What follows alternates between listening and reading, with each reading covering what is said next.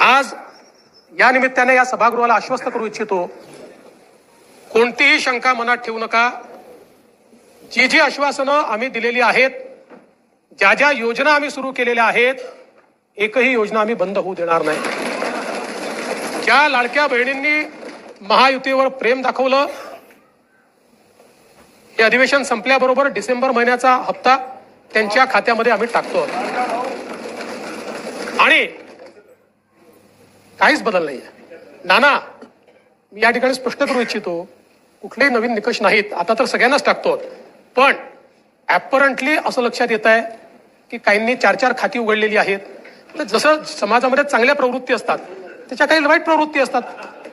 एखादी योजना जर चुकीच्या पद्धतीने कोणी वापरत असेल तर जनतेचा पैसा आहे, तुमची आमची सगळ्यांची जबाबदारी आहे की तो योग्य प्रकारे गेला पाहिजे. आता मागच्या काळात आम्हाला लक्षात आलं, माणसानेच 9 खाती काढली. आता त्याला लाडकी बहीण म्हणायचं कसं?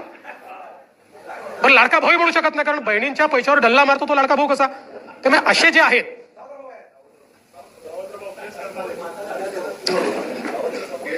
त्यामुळे शेतकऱ्यांच्या संदर्भात आम्ही दिलेली आश्वासनं असतील, युवांच्या संदर्भात दिलेली आश्वासनं असतील, ज्येष्ठांच्या संदर्भात दिलेली आश्वासनं असतील, समाजातल्या वंचितांच्या संदर्भात दिलेली आश्वासनं असतील, ही सर्व आश्वासनं या ठिकाणी आम्ही पूर्ण करणारच आहोत.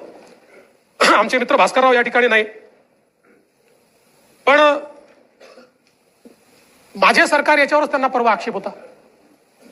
आता तसे फार हुशार आहेत ते, इतके वर्ष त्यांनी राज्यपालांचं भाषण देखील ऐकलेलं आहे.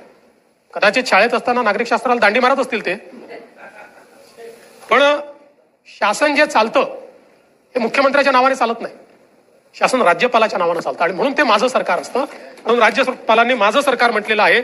तथापि माझे मित्र भास्करराव नसल्यामुळे मी त्याच्यावर जास्त या ठिकाणी बोलणार नाही. खरं म्हणजे हे जे अभूतपूर्व अशा प्रकारचं मॅन्डेट आम्हाला मिळालं,